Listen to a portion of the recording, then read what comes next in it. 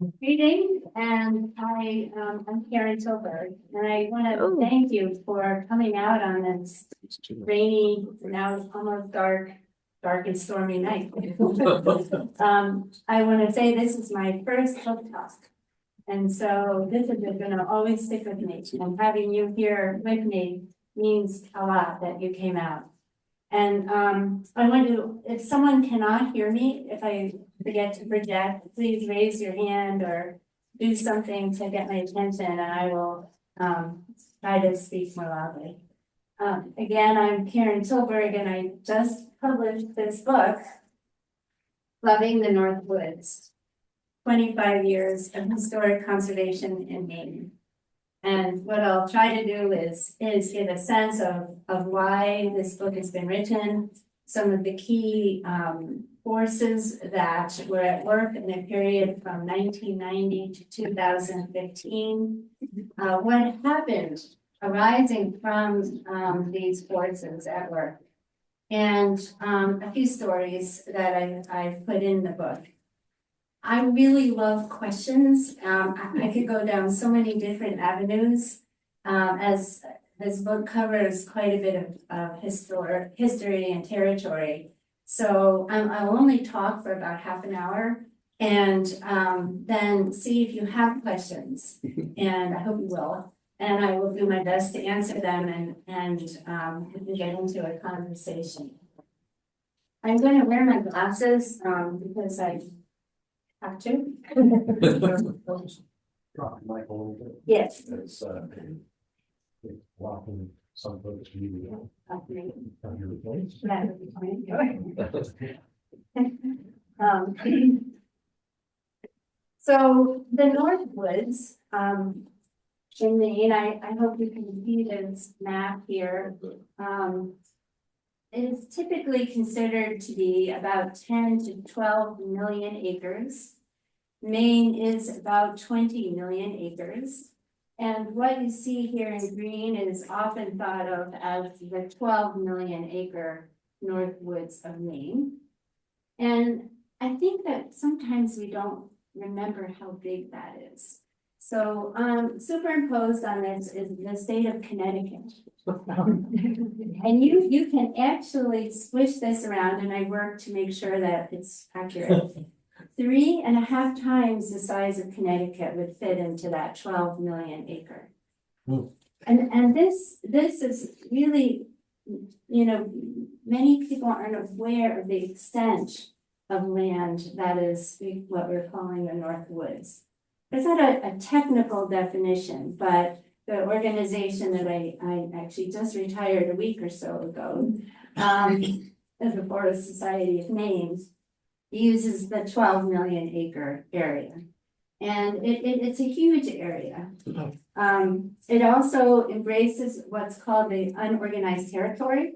And this is an area of about 9 to 10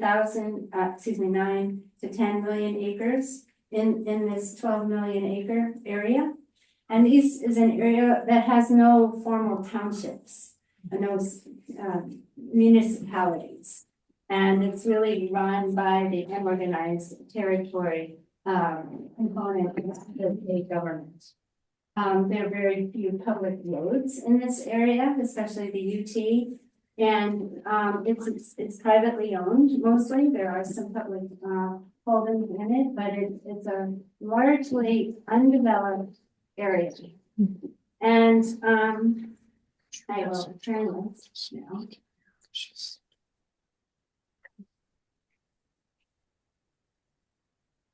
This area of the North Woods is globally significant. This is a map that shows in orange that it's the designation by National Audubon of the globally important bird area. So globally significant for migratory songbirds. And I think, again, many of us may not be aware of how significant this vast, undeveloped, unfragmented forest is. It is the least fragmented developed forest east of the Mississippi River. It is the darkest sky east of the Mississippi River.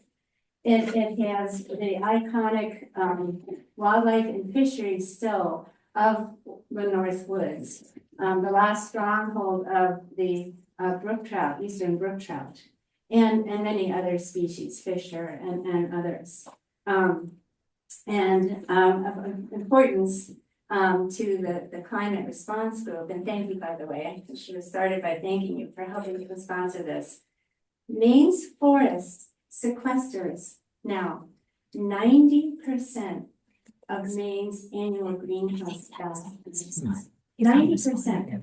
And that's up from just 4 years ago, it was estimated to be around 70, but because our greenhouse gas emissions are declining.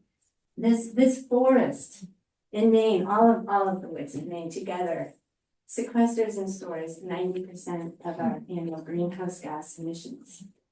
And the big rivers that we have in Maine, many of them originate in the North Woods, and they connect right to the ocean right here. So we're all connected here, but we often forget about it.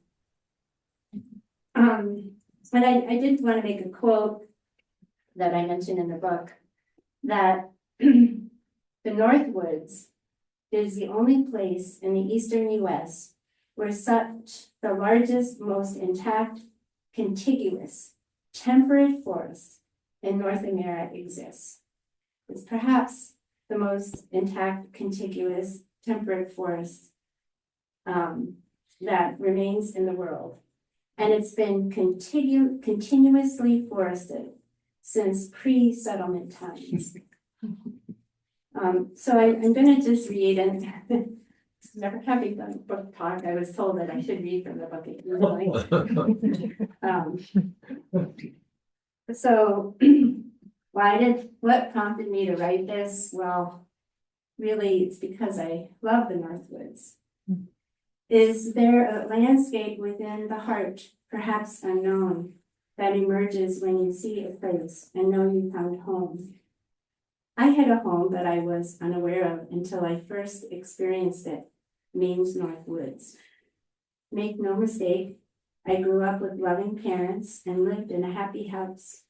But the landscape of my youth never really felt right to me. When I am in the North Woods, it is true to some deep part of me, and I feel a visceral connection to its forests, mountains, and rivers.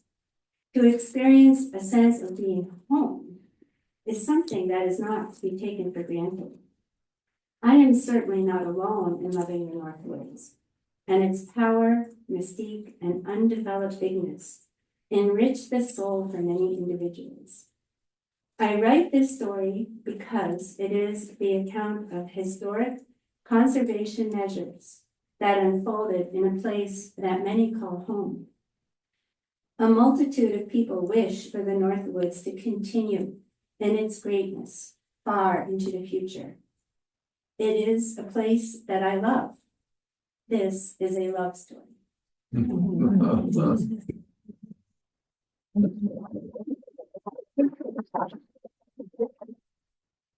So this book focuses on a period of about 25 years, from 1990 to 2015, and really more like 1990 to 2010, but I wanted to kind of scoop in one big project. And it's a time when the unimaginable happens. In the 1980s, about 15 to 20 landowners, I'm generalizing, owned much of the North Woods.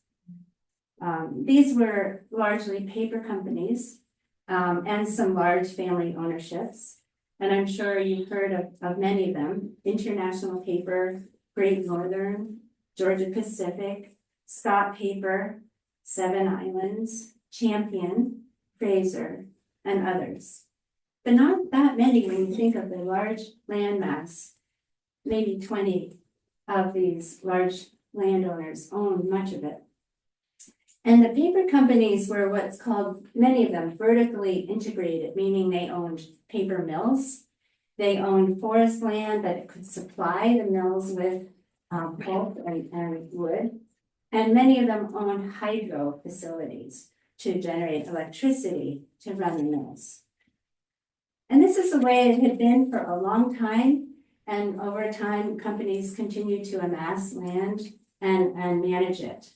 And we had some very large landowners. Great Northern, for example, owned, I think, 2.3 million acres at its height of ownership. And then suddenly, in just a few years, most of the paper companies sold their lands. From 1990 to 1999, 9.1 million acres were sold in the North Woods. That's about, just under 10 million acres. That involved 34 transactions, about 1/2 of Maine. And I won't go into too much reading here, but just to give you a sense, some colleagues and I kept track of this time period. On June 3rd, 1999, Sappi Fine Paper North America announced that it placed all of its Maine timber holdings of 911,000 acres on the market, almost 1 million. On October 19, 1998, South Carolina-based Bowater announced it would be selling and putting a substantial amount of its 2 million acres of Maine forest lands and mills as a package. Later, it broke it up into different sales. And in October of 1998, Bowater announced it was selling 911,000 acres.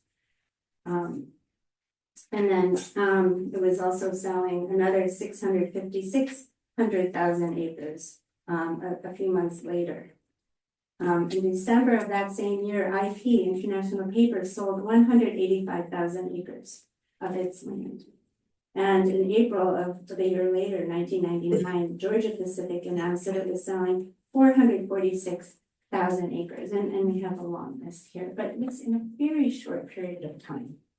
And for those, I was working for both Maine Audubon and then for a group called the Northern Forest Alliance during this time. And I was spending a lot of time in the state legislature during those early sales. And the fear and the uncertainty of what is going to happen when all of this land is sold. What about the loggers and the communities and the paper mill towns and the economy and our identity? It was really mind-bending to people. It was not expected, and it was huge. I remember getting a call from a law firm at that time, wondering about should and they were representing, I think, some legislators, should there be a bill to put a moratorium on sales of forest land that involved more than, say, 500,000 acres, just to stabilize things. It was a crazy time. Yes, So I think it's important to add why the land went on the market. I was going to mention that, but feel Good. free to. Well, if you've got it written down and want to talk about it, go right ahead. So. So this huge change arose many questions. And of course, the book goes into some of the economic forces that were at work. I'll mention 2 or 3, but feel free if you want to add, embellish aside, because you were right in the middle of a lot of this. Yeah. First of all, the paper company structure was one where the land was sort of an asset, but it wasn't looked to be a performing asset economically, as I understand, and that was fine. But over time, the financial advisors and owners of these paper companies began to look at their land and see why they should be doing more for the company. The land has value. And so one of the major forces at work was to monetize the value of the forest that these paper companies use. And that was pointed to as, and there were a number of legislative studies, and I reference a few of them in the book, that looked at that as a pretty significant factor. There was also competition in other parts of the world for paper and mills that were more efficient.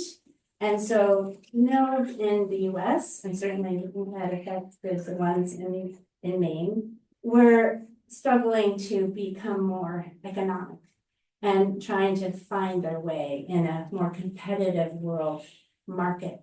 And then a major factor too were changes in the tax laws that affected how the formation and the way that paper companies were formed as businesses had been, the ownership of forest land was given a favorable tax treatment, and that was changed.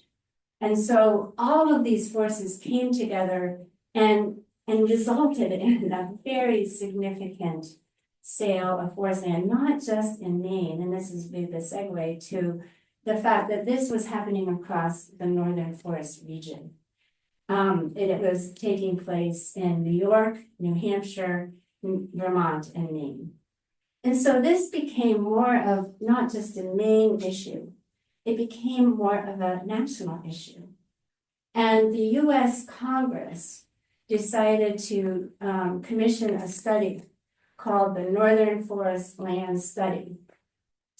And the study began to look at why was this happening and what were the implications of these changes and what would be some recommendations for how to deal with it.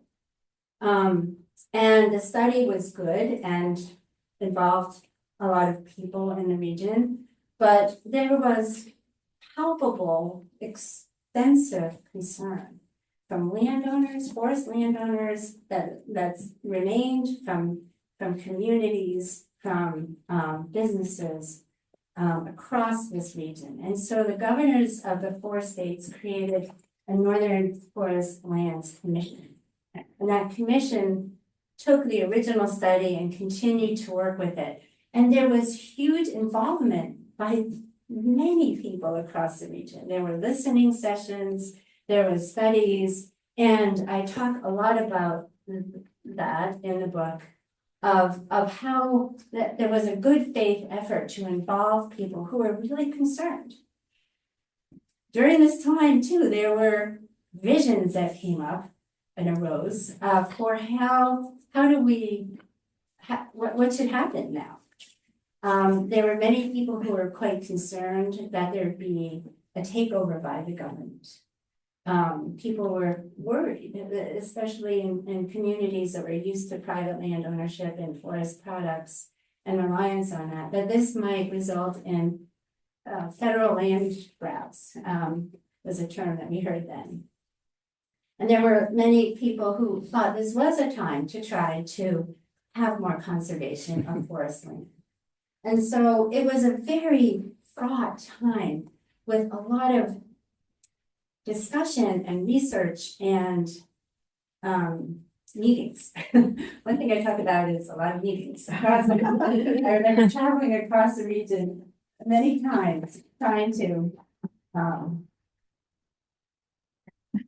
go to citizen listening sessions and meetings with colleagues and talking about what should happen.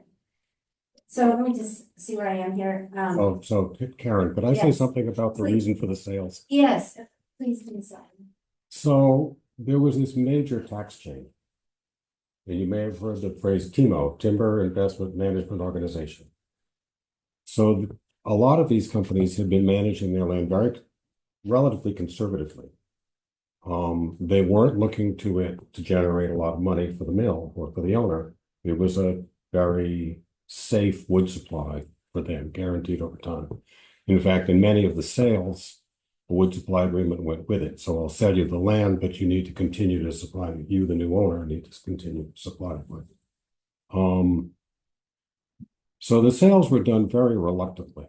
There was some interesting cases nationwide about how a publicly traded corporation has to manage their asset for the benefit of the shareholders. Other cultural values may be very important, but shareholders are sort of number one on the list. So they were sort of unable to resist this combination of the tax change where it changed their income and then the need to satisfy their shareholders. So it was, the sales were basically done reluctantly. And I think that tax change was enormously Right. significant. It really, that came through more and more Right. as the studies and research looked at that. Because it was, the change was such that they would have to pay capital gains. Right. And it was, and then when you add that to competition across the globe Right. and these other forces, the drive to do more and monetize, the force of value, all of that just came together so quickly, and it may indeed have been reluctant to people in the communities. It was sudden and unexpected, and even to many economic researchers like Lloyd Erland said, I know. And so it was a hard time for everyone, I think. It was hard for the employees of the paper companies, who were part of the communities. It was not an easy time. And I think what I try to convey in the book is like, we didn't know, no one knew what was, like, all right, what do we do now? And will this be good or bad or both? And I think the Northern Forest Land Study, to me, helped provide a process for people to talk about this. It wasn't perfect. They came out with recommendations. And I think probably no one was happy. Some were happy, maybe some felt it was too strong, some felt it didn't go far enough. But it was at least a forum that people across this region had a role and could have a say, and it was done, I think, genuinely. It was a hard time though. People were frightened. I thank you for mentioning the REITs, the Real Estate Investment Trust, the TIMOs, the Timber Investment Management Organizations. These were some of the new buyers, and people didn't really have familiarity with these kinds of economic entities. They didn't know what their motives were. They didn't know for sure were they going to be long-term landowners. Would they sell the land in little lots, or would they sell it all the like current lots and post it? No one knew for sure, and so this was kind of uncertainty clear. So I'm going to just mention here. This is what conservation lands in Maine looked like in 1990. When the book starts, and Maine had about 5% of ownership, or excuse me, the land area in Maine was in some kind of conservation status. You can all recognize Baxter State Park, I'm sure, and Acadia's down here, and public units and some other conserved lands, wildlife refuges, and state lands, and a little bit of White Mountain National Forest coming from New Hampshire. But it was a small percent. And so that was on people's minds as this changeover occurred. Would there be an opportunity to do more conservation resulting from this? And again, the concerns were we might lose the undeveloped quality of the markets. The main paper company owners were always good about letting people come on the land. And they could come on the land to hunt and fish and walk and explore. They didn't post it unless they were doing an operation, a forest operation where there were safety issues. And people were concerned about that tradition as well, like what's going to happen to the ability to just be in the North Woods, and also the resources, the wildlife, the fisheries. So emerging from this period of uncertainty and the Northern Forest Lands process and a lot of local activity, there are 7 major projects emerged. And so mostly I focus the book, I guess the second half of the book, on 7 major conservation initiatives that arose from this period. And each one is different. each one has its own flavor and personality. Many times these projects came from the community. They came from people who were concerned because just nearby hundreds of thousands of acres had been sold of forest land. And maybe you were a guide and you took sports out on the lakes and you were wondering, can I be able to do that? Or maybe you had a wood products business and you were wondering what's going to happen to the wood basket. And maybe you were a logger wondering, you know, what's the future hold?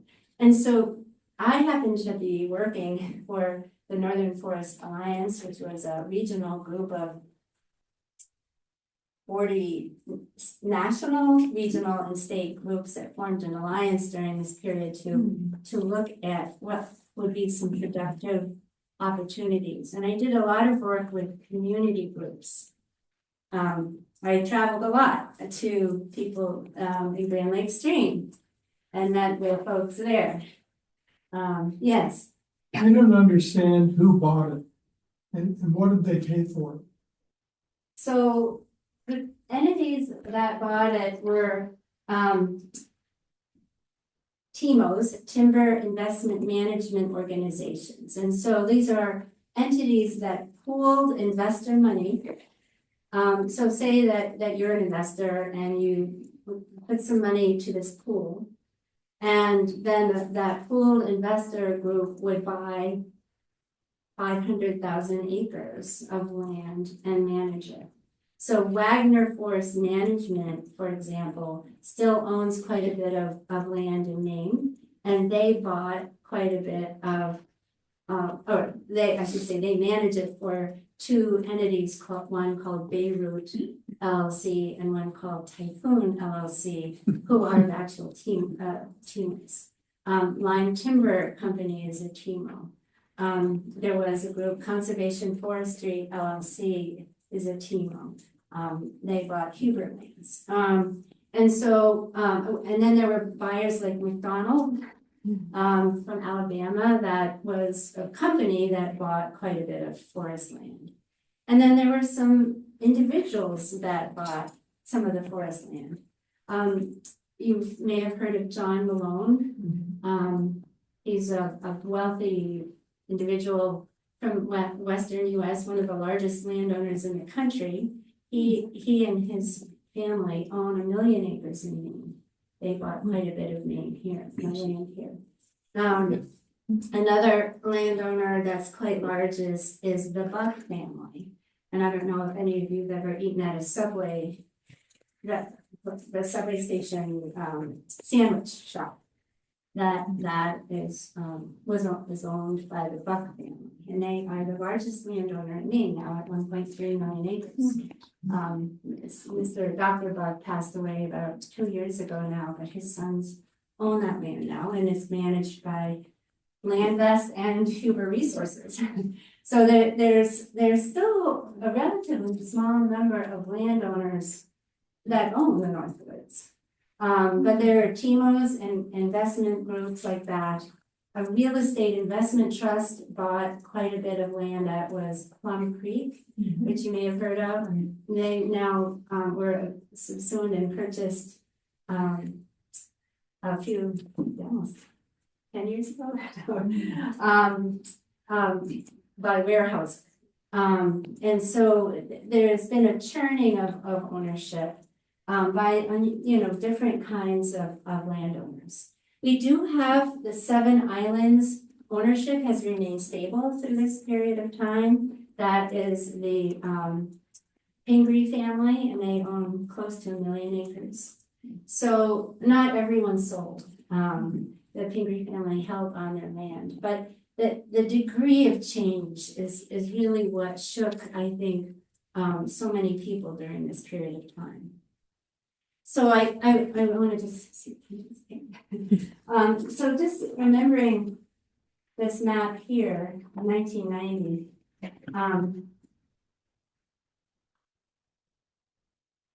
What my book focuses on are the 7 different colors here. So each color is a conservation project. And so, I'm going to just go through them to give you a sense of the scale. Can you see over here? I'll just start here because it's easier. This is called the Moosehead Region Conservation Easement, right here. And this project is a conservation easement that is 359,000 acres. So this is an area that has a conservation easement on it. That now the underlying ownership is warehousing. And so one chapter in the book tells the story of how that came to be. The blue area here is the West Branch Conservation Easement and Sublimate Unit. And you think I'd memorize these acres, but I can't. This is 282,000 acres of easement. And the Sublimate Unit was a 47,000 acre acquisition by the state of Maine. And this is a huge amount of land. You're looking at over 300,000 acres that have some conservation on it. And this is stabilizing the land and keeping it in forest and keeping it open to the public. The St. John River Forest here in purple. This is 185,000 acres that was acquired by the Nature Conservancy. And this is, so each one that has its own chapter and tells a story of how it came to be and what the drama was behind it. Each of these almost failed for a variety of reasons. But this is now owned by the Nature Conservancy and it's been added to. I won't say that I have a favorite, but each of them are amazing to me. The Pingree Forest Conservation Easement is in brown. And this is the largest one, 762,000 acre easement. Which basically means that even though it's still owned by the Pingree family on 7 islands, that it can't be developed, that it will always be a forest. And you know, it will just be there to be in the forest status for forever. These are permanent. I'll talk about easement in a minute. The Dead Skin Eggs Wilderness and Katahdin Forest here. This one was a 200,000 acre easement held by the state and a 41,000 acre wilderness acquisition. So the wilderness component here is quite significant in the Dead Skin Eggs, if you've ever had a chance to travel up there. But again, that we're looking at almost a 250,000 acre conservation endeavor. And the Downey's Lakes conservation fee and easement. This one was 311,000 acres of easement and 27,000 acres of acquisition. So this all happened from 1990 to 2015. Each chapter has about each one of these, and that's why I could talk for a long time. But the feeling that I want to get across is that while each one is different and each one has its story, it brought stability to communities. It brought stability to workers. It brought stability to a sense of who we are in Maine and to the North Woods. Together, the result basically, we go from 5% of Maine having some kind of conservation to 20% by virtue of these. And again, there are other efforts along the coast and everywhere where people are working out of love and working with willing landowners to bring conservation and important measures for communities elsewhere. But in terms of just the magnitude that came out of this period of change, that's what the book is really focusing on. So I wanted to, I do I'm going to read a little bit more. That's okay. How am I doing? Gosh, taking too much time. So I was working for the Northern Forest Alliance. I spent a lot of time down east, and Jane Posey here right there. Got to know Jane a bit, emerging from that time. But this is an area that all of this land went on the market. And this was bought by Typhoon LLC, one of the teams. And this area here has the largest concentration of Maine guides anywhere in Maine. And, you know, a lot of people are guiding there. They're bringing sports onto the, West Grand Lake and the Compass and all these lakes, Big Lake. And this is a tradition. This is their livelihood. And there are a lot of small businesses there too. And they didn't know who this Typhoon LLC was. What were they going to do? Were they going to develop the lake? Were they going to put it into lots? Were they going to, post it? Would they still be able to bring their sports to the shores? And I got to know that group. I spent a lot of time in the country store there. And I was invited to be part of the local discussion about it. And so one of the most favorite times for me, frankly, was this group. The group formed informally at first, and they're like, "We got to protest. We got to, this is scary and awful." And I did suggest perhaps we should try to meet with the landowner or the land manager. And so they said, "All right, I said, let's come up with a vision. What would you like to have happen?" And this group of people who had never been involved in organizing or land use planning, and they had small businesses and guides and all, they came up with a really wonderful vision where they would like to have an easement on a big part of it, and then they really wanted to buy Farm Cove Peninsula, which juts into West Grand Lake. And that was a defining feature in that lake, and if it had been developed, it would have really changed it. So I actually knew the manager at Wagner Forest Management a bit, and he set up a meeting, and we drove up there, and we were so nervous, and we stopped and had cheesecake, and then we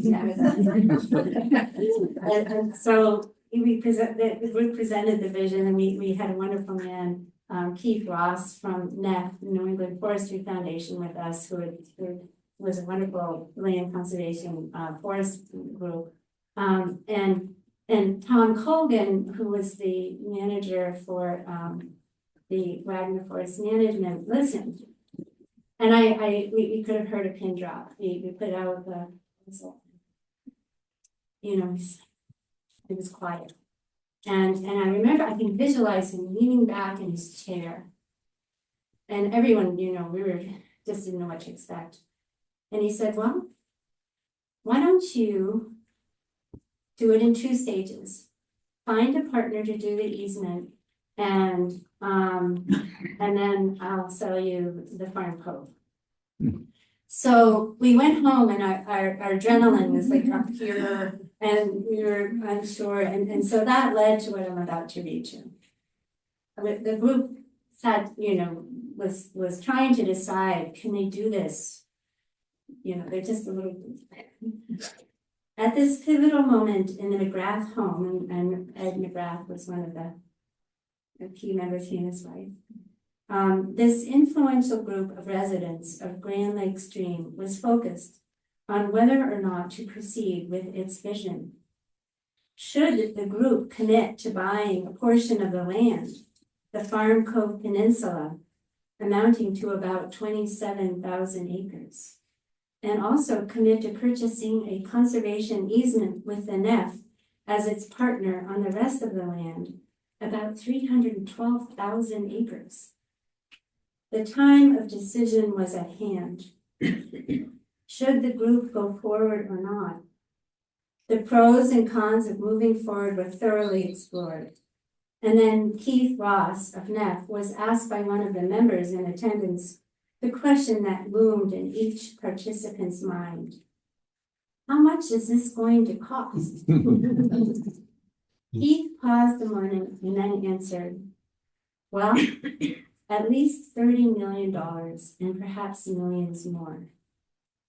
There was complete silence in the room. It is very likely that many of the key decision-making individuals had modest incomes. Sums of money such as Keith discussed were fantastical to this group. After what seemed like a bit of time of total silence, I saw some heads slowly begin to nod in assent as they turned to one another seeking affirmation. To a person they agreed, okay, let's go for it. I have seen acts of citizen courage in my life, but this moment was unforgettable. The land, the place, meant so much to these individuals, and fate had put at risk their home and well-being. They were going to fight for it and find a way to hold on to this special part of Maine and America. And they did it. They got it done with a lot of help from many people, and I try to acknowledge all the help they got. And it was a willing landowner manager, which is always critical. One thing I didn't mention is that I do have poems that I've written in between. And I don't particularly think of myself as a writer or a poet, but my purpose in writing them is to give a pause between each chapter to kind of cleanse the palate, if you will. So I'll read one. Machias on Wing, and I wasn't going to read this one, but now James. So Machias River originates in the upper part of this, what is now the easement. And there's the fourth Machias, the third Machias, Machias, the first Machias, and then Machias River. And I've paddled it a number of times. And the poem's called Machias on Wing. Fourth day of paddling, from fifth to first Machias Lake, each lake connected by river, like shining drops of dew on a stem of grass. Cool, moist days showed off early leather leaf in rhodora, and the sweet green of new growth, gold and pushy against the tired husks of last year's exuberance. This old place held us quietly as we descended through ledge, bog, and forest, surrounded by warbler song and the insistent awakening of life. Sunshine warms us on the last day, as it does turtles on river drive logs. A veil of pale wings rise from the water to encircle us. Mayflies, epeoras, floating slowly upwards. Machias on Wing. Thank you.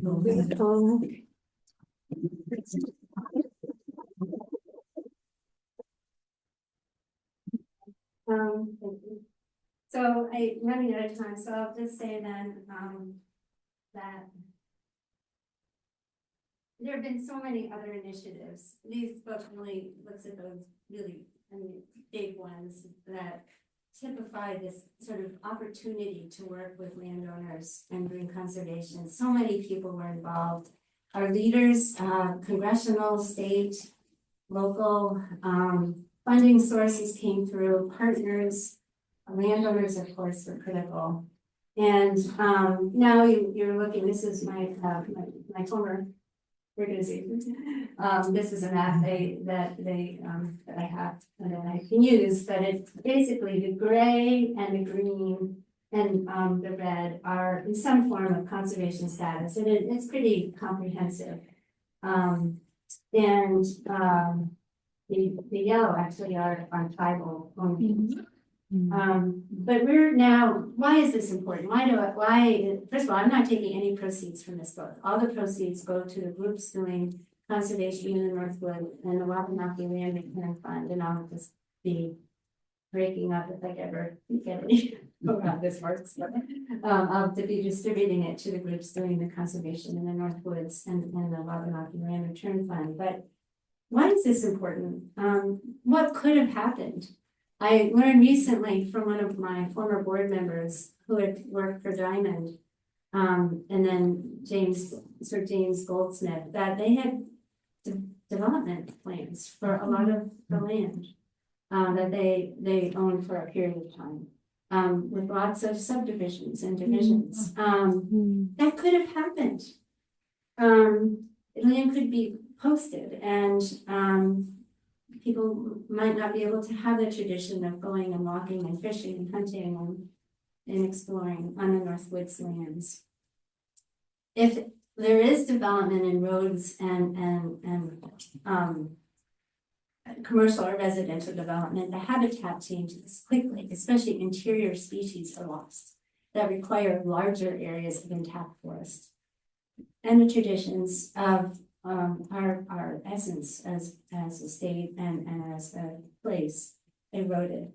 And, I think that coming out of the recent Maine Climate Council report, Maine Won't Wait, and again, I want to recognize the climate sequence here. Holding on to forests is one of the key recommendations of that group. And that there's still a recommendation for conserving 30% of Maine by 2030. We're at about 22%. And forests are recognized as a critical part of this. Forests in Maine currently sequester or capture and store an amount of carbon equal to about 91% of our greenhouse gas emissions annually. While forests cover most of our state, they face pressure from development that both hinders their carbon storage potential and contributes directly to additional emissions. They still have the goal of 30% of Maine by 2030. Again, we're at 22. To reach that, we would need to conserve about 250,000 acres of land every year, which is probably not likely, but it's still a goal they have. And encouraging climate-friendly forestry practices that increase carbon storage and help forests become resilient to climate change is a key recommendation. In a way, this is our Amazon. We hear about Amazon, we hear about other places in the world. This is right here. It's right here. What are we doing to hold on to this unique, globally significant place? They're willing landowners. There are ways to do this that support the economy, both the forest products and of the recreation, that support communities, that support wildlife and fisheries. I'll just say that the last line in my book is, let's not dally in continuing to bring conservation to the Great North Woods. So there you have it.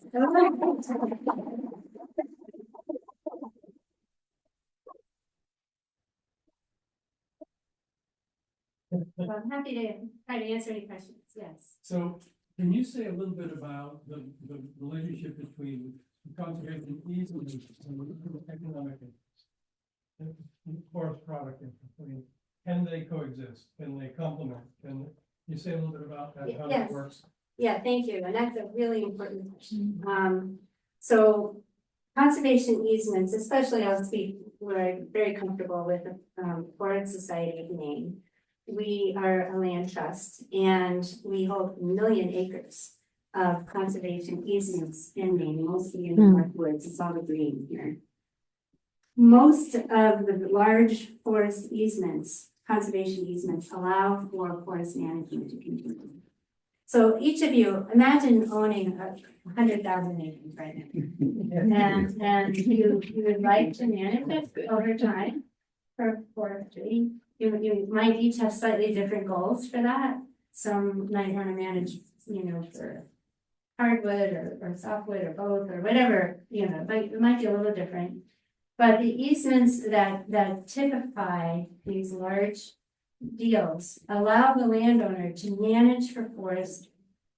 The easement requires that a forest management plan be developed by a forester that addresses goals and specifically addresses how the forest management will protect sensitive species and certainly endangered and threatened species.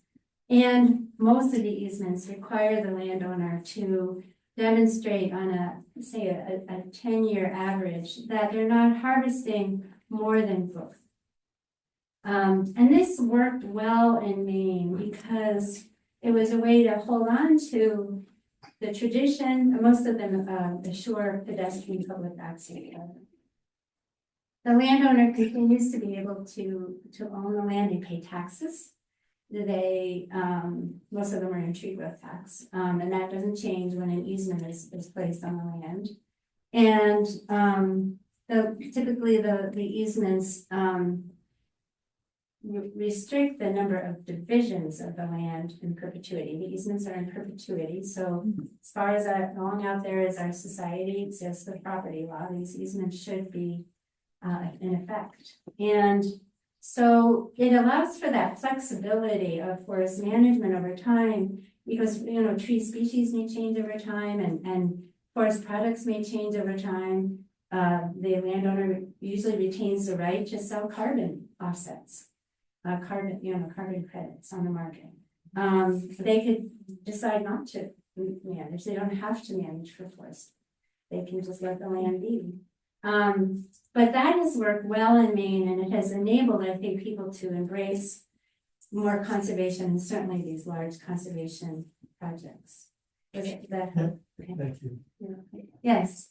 So you talked about this period of tumult, and I was just looking through the book. You don't have an index, so I don't know where it would be, but how were the Wabanaki considered or represented or engaged in all of this process? Well, during this time, there were some individual participants in some of the specific projects. So for the Down East project, there's a Passamaquoddy reservation nearby, and there were a number of Passamaquoddy tribal guides that were part of the group there that helped develop the vision that ultimately led to this. I think in the Moosehead area, there were individual people in that Greenville Rockwood area that participated. But it was at a time before we are now, where there is a lot more awareness of engaging Wabanaki and conservation planning. And so this was not as an affirmative outreach as I think it is now. So is it being reconsidered? Well, actually, in a way it is. The easements are permanent, so that they are what they are. But I again will speak just from my recent retirement from Forest Society that one way that we're working with a tribe, or we were working with a tribe and still are, there's one easement we have that has some areas that are not included in the easement. And so we're working with the tribe to see if they would like to acquire those areas, because it's on a traditional portage canoe carry area in the Penobscot Lake region. New easements that the Forest Society writes specifically state that nothing in the easement shall preclude the landowner from permitting tribes, Wabanaki tribes, from coming onto the land for resource collection, ceremonial activity, traditional activities. So while I think they are permitted in our older easements, now we make that abundantly clear. And we've been working with other partners, the Nature Conservancy and tribes. One recent project we did in the Medivance area, the tribe was returned some land in the Medivance Heath. The landowner didn't want to sell all of it, so the landowner retained some, and we have an easement on that buffers from development, the Wabanaki, the Passamaquoddy tribe. And we just met with the tribe and the land manager and us, and had a really good day to talk about how there would be potentially co-management. So I think there's some new practices that are very positive, that are very affirmative. So I hope that answers the question. Thank you very much. Do you want to say anything about the ecological reserves and the fact that some land under easement is in Yes, thank you. And I dedicated the book to Ben. The book almost didn't happen. I started it 8 years ago and then I put it down, about 6 years ago. But then after Ben took a look at it, he really encouraged me to get going on it again. So I thank you, Ben. So in fact, a number of easements have within them what's called ecological reserve components, which are portions of the land that are very sensitive. And so those are marked out in the easement itself, where there would be no harvesting permitted. And that's because the area is so sensitive or has such wildlife or other ecological values. And then the project I mentioned, the Debskineg's Katahdin Forest Management, that's this one here. And the easement is held by the state of Maine, and the Nature Conservancy holds the 41,000 acres of land.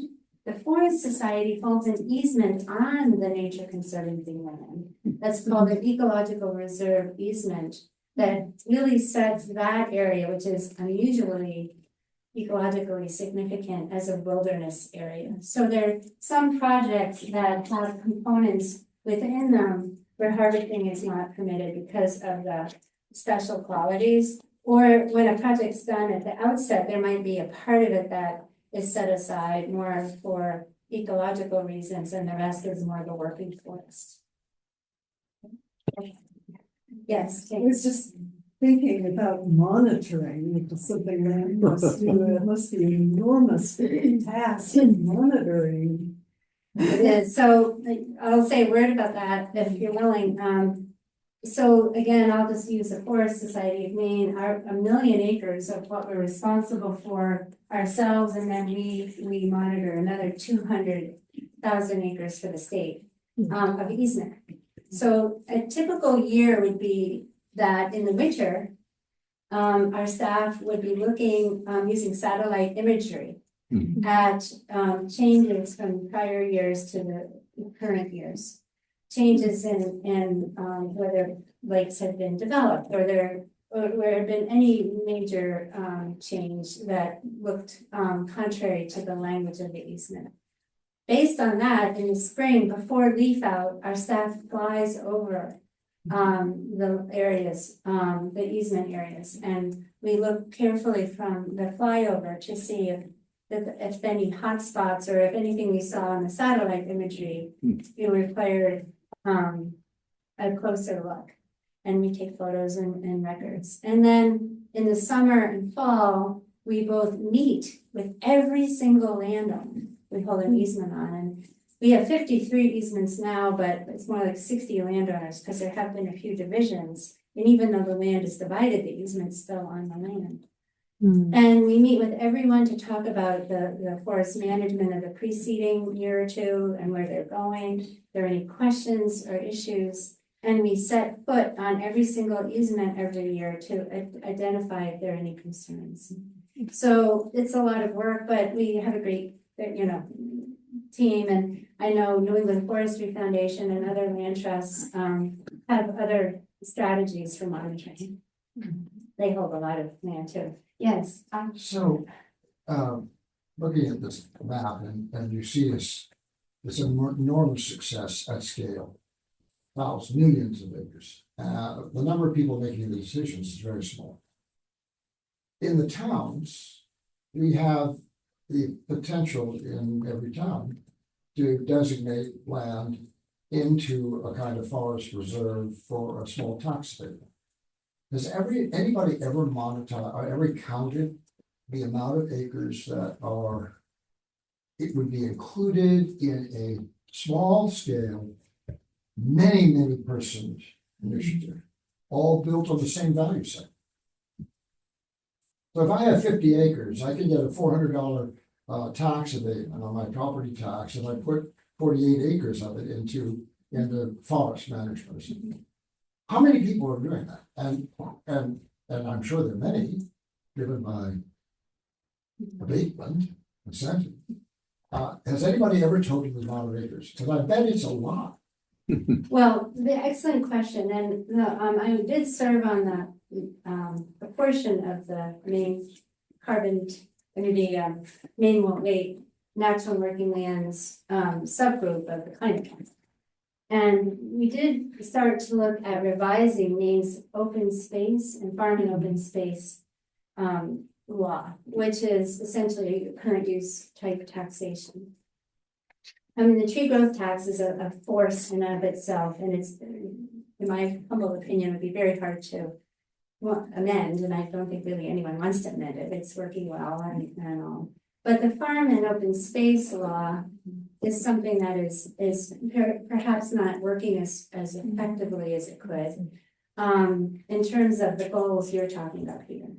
And especially what we looked at is whether if you had some land and you wanted to put it into a farm and open space and then use climate friendly forest practices, you could also qualify for a small reduction perhaps, but we looked at and started to have a subgroup work with people at the municipality level and legislative leaders, and whether there could be a revitalization of the farm and open space tax law that would make it more inviting and easier for people to participate.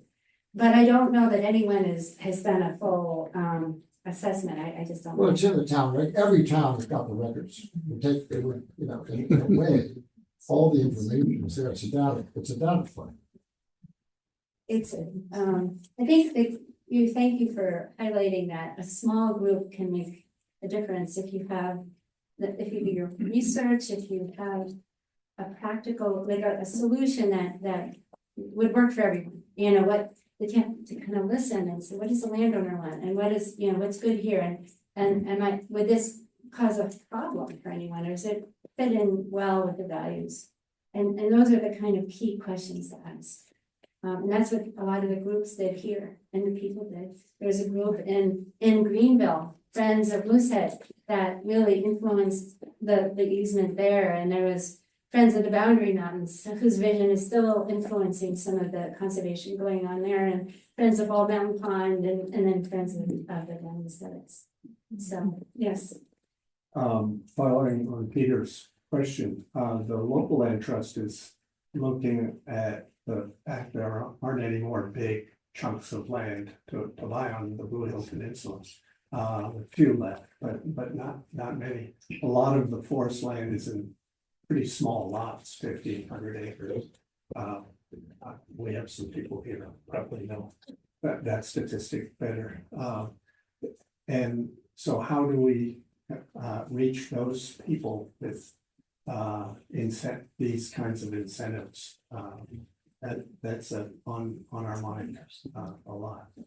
I think it's a kind of taking that leap, like the Down East people did, to just always say, can we meet with you? And sit down, you know, think about the right people to meet with like the landowner and say, you know, can we talk about an idea here? You know, have some good maps and say, you know, would this be of any interest? And if so, how could it, what questions would you have, and how could it work for you? It's not easy, but it's fun. Yeah. And then if you can get one person who's like, yeah, I'm willing, you know, and I'll talk to my landowner, my neighbor, that also helps. And I'll just give a recent example. We're working with a landowner, again, at Forest Society of Maine that I just retired from, west of Bangor, but on a critical Atlantic salmon habitat river. And he started working with us and had a lot of questions, and anyway, we got some momentum, and now he's talking to his neighbors to join with him. And some of you may have heard of Bernd Heinrich, who is this wonderful author, researcher, who has property near Mount Blue in Weld. We hold an easement on his forest, but then he convinced his neighbor to do this. So there's a lot of power in a sense of place by a local group. So I just want to add one thing. Every one of those individuals, they never give a dime to the local land trust or the conservation. But they have a conservation value inherent, and they have held that land for 3 generations. And they're never going to give it away, and they're never going to sign off necessarily, but they may do something that's modestly incentivized that does the same thing. And those are hundreds of thousands of people, and they represent a constituency that we don't have. In fact, sometimes they work against conservation. So my point is there's this, it's the same old thing of always trying to go from the top down when the power actually is from the bottom up. That is, thank you for summing up what a lot of these were from the bottom up. Yes, Sally. I'd like to add just a couple of things. One, what you're looking at is a transition from informal conservation on the original landowners who were conserving the land. They never considered doing anything else with it. It was to essentially a formal legalized conservation. Which your very nice map shows. So that's sort of a big picture look at from where we were to where we're going. There's a lot of informal conservation still going on. And it's interesting. I've worked with a lot of big land bases. And one of the numbers that keeps cropping up is that simply from a physical standpoint, shoreline zoning that already exists, physically inaccessible pieces here and there, it's somewhere between 15 and 20% of the landscape is in fact already, simply by its physical status, conserved. No legal land, well, for shoreline zoning is legal, but for a lot of the rest of it, it's just you can't get there from here, so it's conserved.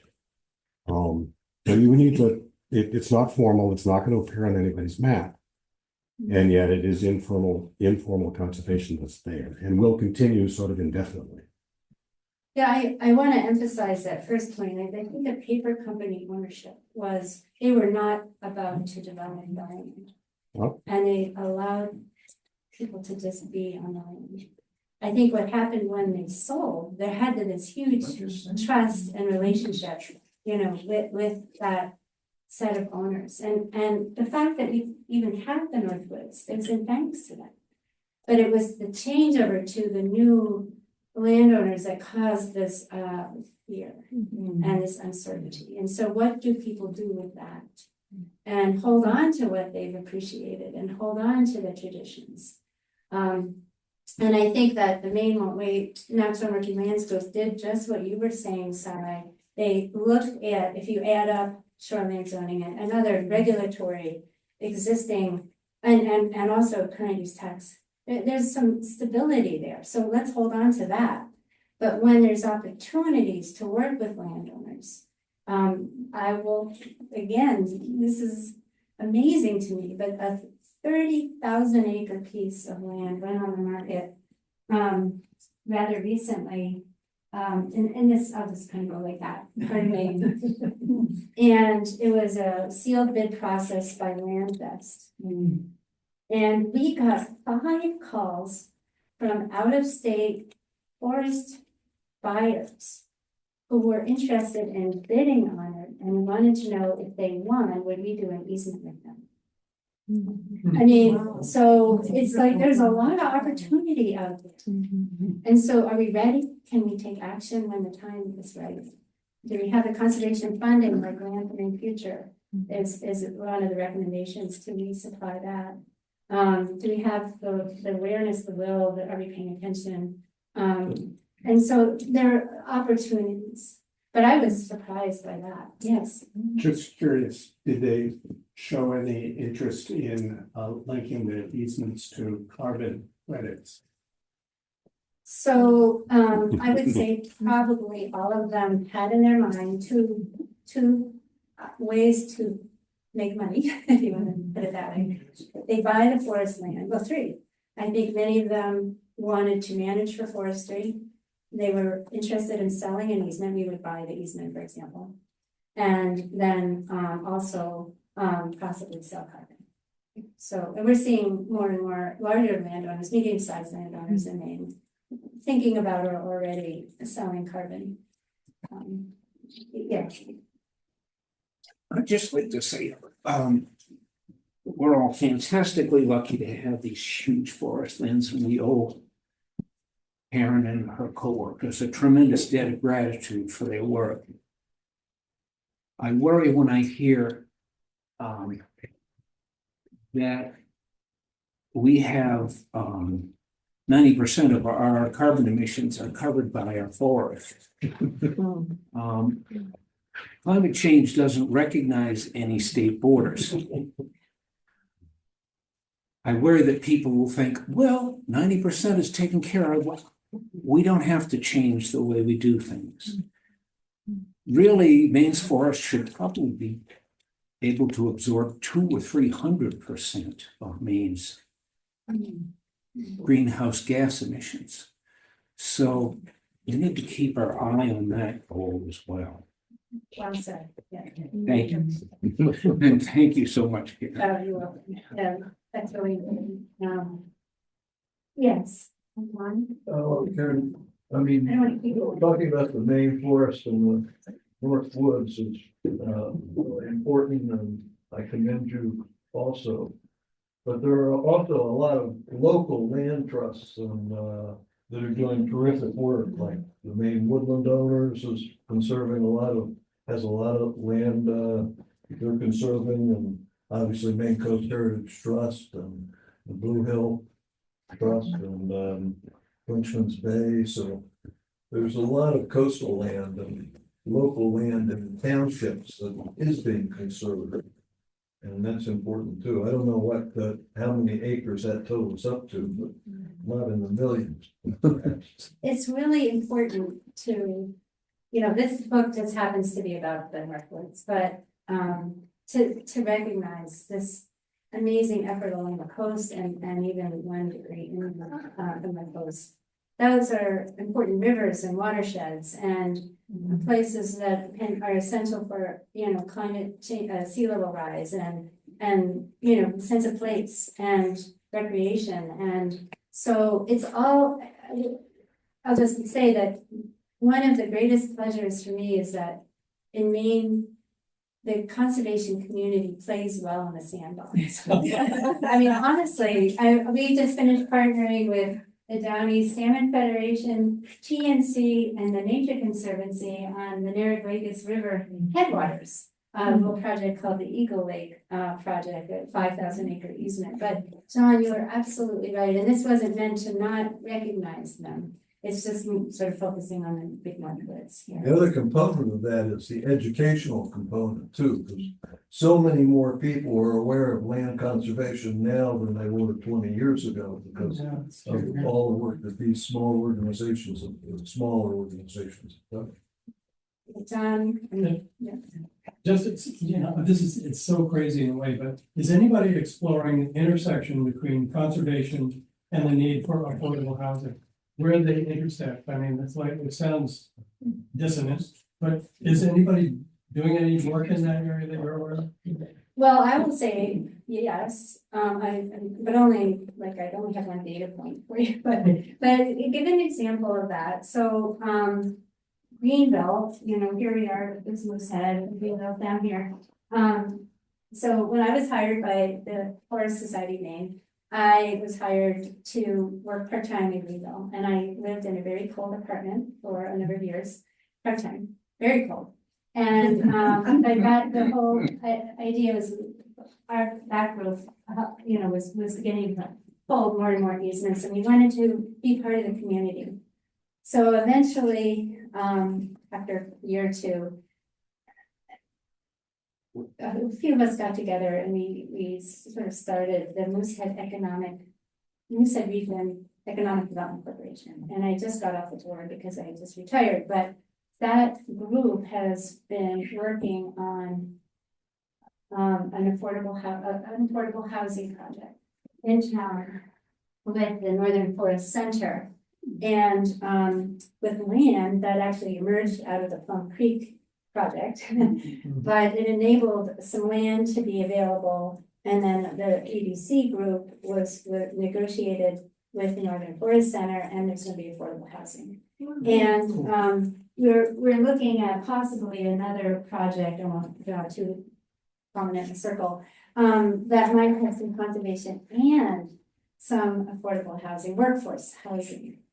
So it's like, just as the Wabanaki work is more part of our mind, I think as a community, which is really important, I think that this sort of blend of what is a takeout? So let's say a TMO buys land. They want to manage it for forestry. They sell an easement for some money, maybe they sell carbon credit, but maybe they sell, a part of this is a component for affordable housing. And so it more and more, there's a more well-rounded view of how can an entity that buys some land help the community, help the forest, help the outdoor ethic. Can I say one thing on that? Yes, Just quick, in Bar Harbor, Maine Coast Heritage Trust has been working with the Island Housing Trust. Well, And there is I'm not sure if there's more than one project or not, but I know there's one project where part of the land was the Maine Coast Heritage Trust preserved, and part was sold to the Island Housing Trust for workforce housing. They're very much thinking in those terms. Not a lot has happened yet, but there is one project in Bar Harbor.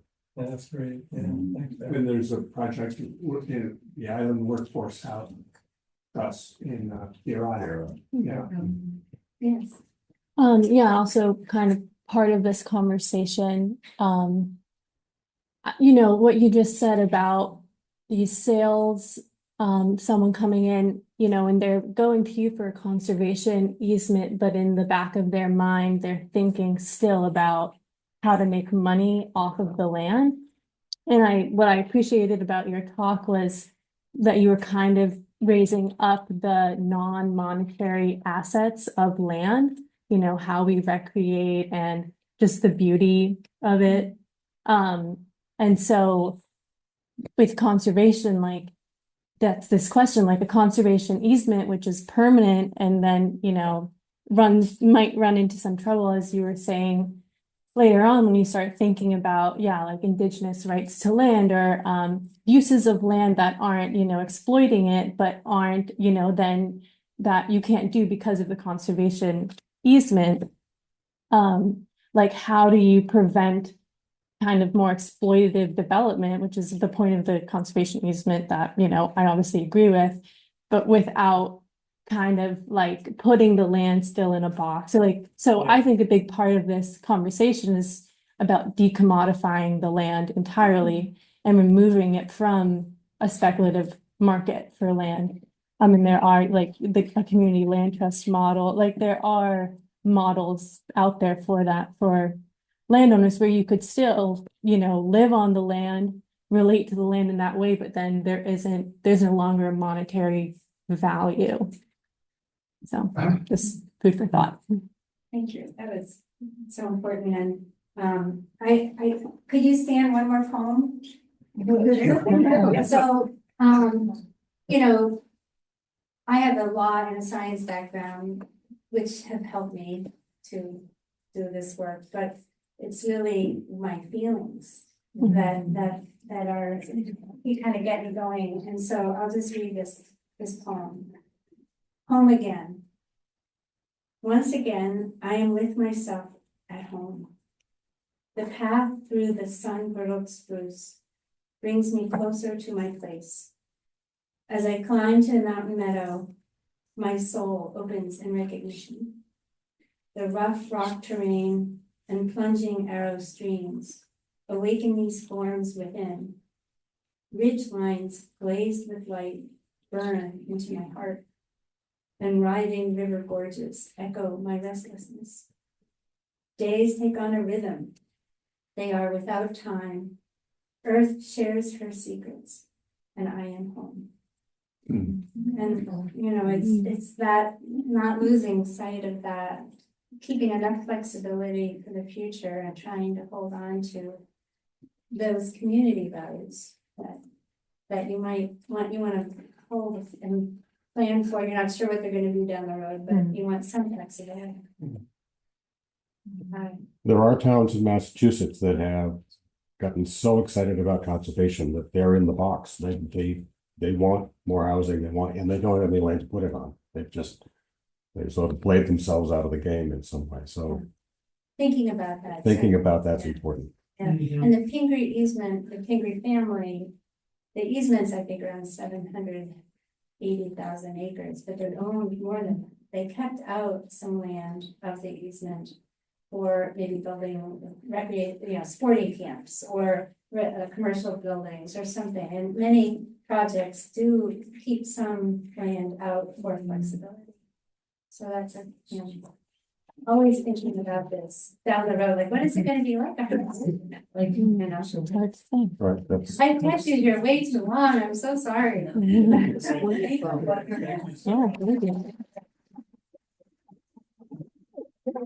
you.